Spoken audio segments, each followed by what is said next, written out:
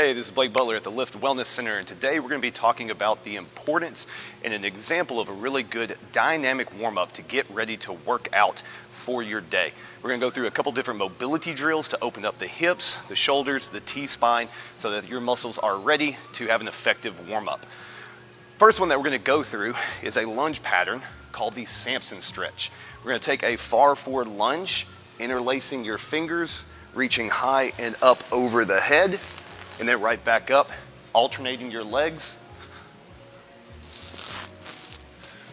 for about 6 reps each side. Now, if you don't have that type of range of motion to where you can get the knee all the way down to the ground, you can easily scale that by going to the range of motion depth that you have available to you. So that may only be a simple quarter lunge, as long as we are feeling that stretch through the quad, through the hip flexors, all the way reaching up overhead.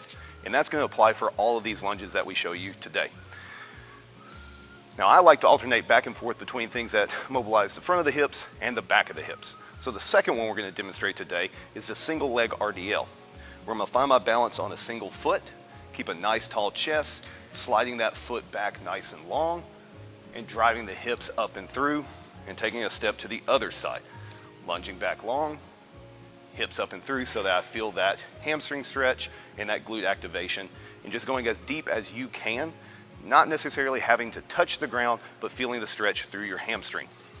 Now, if we're not able to balance and we don't have that yet, then we can simply do a sweeping hamstring stretch, where we put that toe out, reach down as far as you can, sweeping through and driving through that front leg. Toe up, reach down, sweep through, driving through that front leg.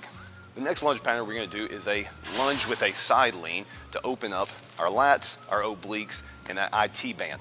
So we're going to continue the same thing, a far forward lunge, reaching across that front leg, getting this hand and that foot as far away from each other as possible, driving through that front leg. Far forward lunge, reaching up and across, and right back up. Now again, to kind of warm up that posterior chain, warm up your proprioception, warm up your balance, we're going to do another set of those single leg RDLs. Find your balance, slide that leg back long, feel that hamstring stretch, step through. Slide that leg back long, push the hips through. Now these last two ones are definitely going to be limited upon your range of motion and whether or not you can get all the way down to the ground. So these can be scaled with a box if need be. That first one is called Spider-Man stretch. That's got a bunch of different parts. Again, we're going to start with that far forward lunge, taking that opposite hand all the way down to the ground, bringing that same elbow towards that toe, keeping this heel flat on the ground, opening up that posterior hip, opening up that groin as far as you can, reaching overhead to mobilize that T-spine, open up this bottom hip flexor, swapping to the bottom, and reaching up to the other side, driving through that front leg. Again, far forward lunge, opposite hand on ground, same elbow to toe, reach high, swap to the middle, and reach high. So if you need to scale that movement, find a box that's about the height of your knee, placing that foot up on the box, having the back leg far enough behind that I can still keep the heel flat, but I feel that stretch in my hip flexor.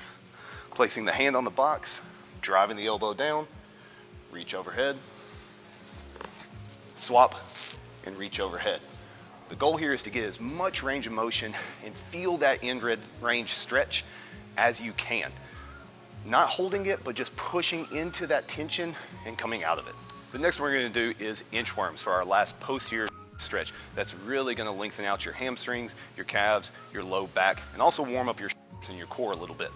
So with this, we'll start with our feet side by side, reaching for the ground, walking those hands out as far as you can to the top of a plank position, and without bending your knees, pushing the hips up and walking your feet as close as you can to your hands, and then walking right back out.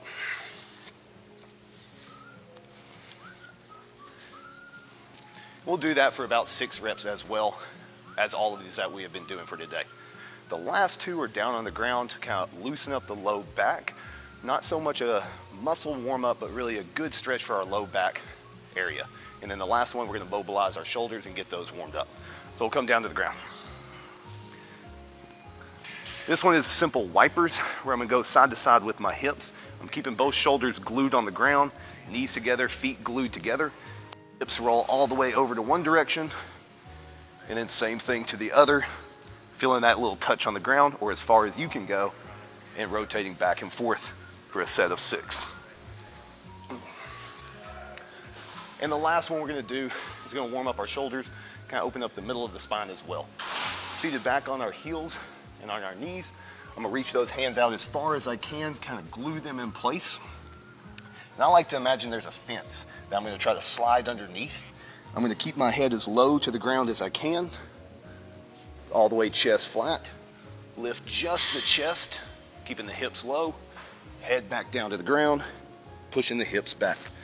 And this is our press up to a child's pose.